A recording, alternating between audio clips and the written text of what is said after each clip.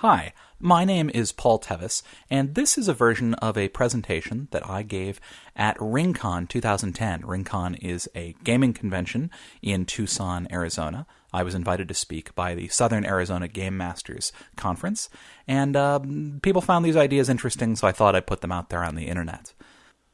4 years ago, I read a book called Improv by Keith Johnstone.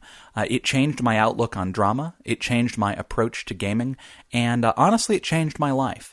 One of the important things that it did was it led me to these people. This is the Ventura Improv Company. You can see me over there on the left. We are lucky enough to have a theater to perform in every Friday and Saturday night down in Ventura, California. And the reason why that's important is because that's really where you learn how to do this stuff, on stage, performing it. You can get ideas from books, but where you really get it into your bones is by doing it. And at the same time that I started doing this, I was running a role-playing game. I was running a game of Primetime Adventures, which is a game about basically creating a television series. The series that our group was creating was about a group of magical winemakers in the Santa Ynez Valley, just north of us here in California. And it was really sort of 6 Feet Under meets Sideways with magic. And I started taking the ideas that I was being exposed to in improv and some of the techniques that I was learning and bringing them into the game. And as a result, it turned into what we all later agreed was the best game that we'd ever played together. Now, I've talked about some of these things in a couple of places. I have an essay in The Bones, published by Game Playwright Press, about my relationship with dice and how that changed as a result of doing improv. I actually even wrote an entire storytelling game called A Penny for My Thoughts, based on what I learned in the first 2 years of doing improv. But what I want to talk about today is a little different from what I've talked about in other places, and that's about collaboration. What improv has taught me about collaboration and how I've applied that to role-playing games and to game mastering. So the first thing that I've really learned is that this is where collaboration does not happen. Collaboration does not happen inside your head. When ideas are in your head, only you can interact with them. Only you can react to them and build on them. And that is not collaboration, right? The most important place in improv is here, on the stage. That's where the other performers are. That's what the audience is watching. That is where collaboration happens. And only when you get ideas out of your head onto the stage can collaboration be possible. So for those of us in role-playing, the analog to the stage is here, at the gaming table. This is where ideas need to get to if we're going to collaborate with other people on them. Because collaboration isn't about being awesome near each other, it's about being awesome with each other. It's not I'm bringing my awesome idea to the table and you're bringing your awesome idea to the table, and they're just going to both be awesome there separately. Collaboration is about combining those ideas into a Voltron of awesome. And that's why the idea of yes and is so important in improv, because the and is where we combine the lions. The and is where we put things together. Now, what I started doing in that Primetime Adventures game that I hadn't been doing before was that I started to act like Macbeth, right? Macbeth says, let the very firstlings of my heart be the firstlings of my hand. And that's what I started doing in that game. I would come up with an idea and I'd put it out there on the table for other people to interact with. I wouldn't worry about, well, how's this going to turn out? Where is this going to end up? I would think up something cool and I would do it. Now, I've been afraid about running out of awesome ideas, but awesome ideas are where other awesome ideas come from the interaction of ideas at the table and from things playing out. So what I learned to do was to start without being afraid of where things would end.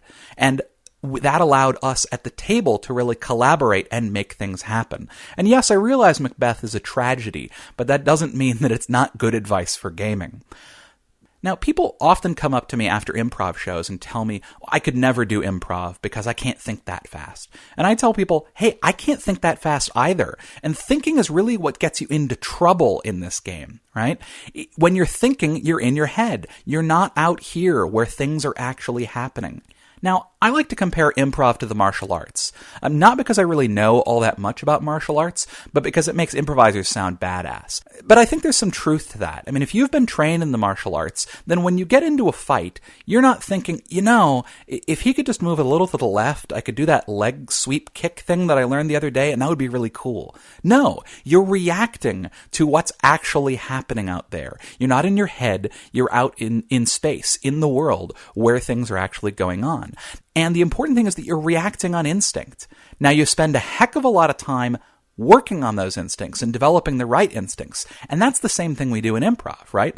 We spend a lot of time building up the right instincts so that when we're out there on the stage, not in our heads, we're actually reacting to what's going on. Now, a couple of years ago, I was running a game of Burning Empires. Burning Empires is great because it's in space, right? So we've got space marines and we've got the space pope and all sorts of great space stuff. And the player characters are trying to protect this planet from these mind-controlling alien parasites that are trying to get a foothold there. And there's this guy, there's this NPC, his name is Peter. And Peter's kind of a jerk. And the players don't like him very much, but they really do have to deal with him because he's the head of security for the planet. He's kind of important, so he's sort of an ally, but they don't really like him, right? But he's a necessary ally. So one day in the game, I had Peter go to the Forge Lord, basically the ruler of the planet, and tell the Forge Lord, I can't work for you anymore. Because of my religious beliefs, because he was a follower of the Space Pope, and the players had sort of gotten on the bad side of the Space Pope. And immediately, one of the players says, oh crap, Peter's going to go join the Inquisition, and he's going to be like the best Inquisitor ever, and we're in trouble. And that was awesome. And it was not at all why he went to go talk to them. I don't even remember why he went to go talk to them, because that didn't matter anymore. That was an idea that was in my head. It wasn't on the table. And so that idea got jettisoned in response to the awesome and that the players had given me. And immediately this was about Peter going to become an Inquisitor. So why that worked, why I was able to do that, was because of something that I learned in improv. And that's how to listen for not just the words, but the intent behind the words. Carol Hazenfield, in her book Acting on Impulse, tells a great story about two improvisers on stage. There's a doctor and a patient, and the doctor has this weird-looking medical device, and the patient's looking kind of nervous. And the patient says, is this going to hurt? And the doctor says, yes. And the patient says, but you've done this before, right? And the wrong thing for the doctor to say is yes, because the intent of the person playing the patient is for this to get worse, for this to be bad. And so the correct thing for the doctor to do is to end it by saying, no. Right? It's going to hurt and I'm going to enjoy it. And that's what I had to do in that situation, was realize the players were really excited about the possibility that Peter was going to turn on them. And they needed to keep him away from becoming an Inquisitor, which is what they went out and did. Right? But that's really how we do it, right? That's how we collaborate. We stack. We build on what other people bring to the table. Now, the big reason why we do that in improv is because we have to keep things moving forward. Because if things aren't moving, if things aren't getting anywhere, if we're just staying in the same place, that makes for a really boring scene.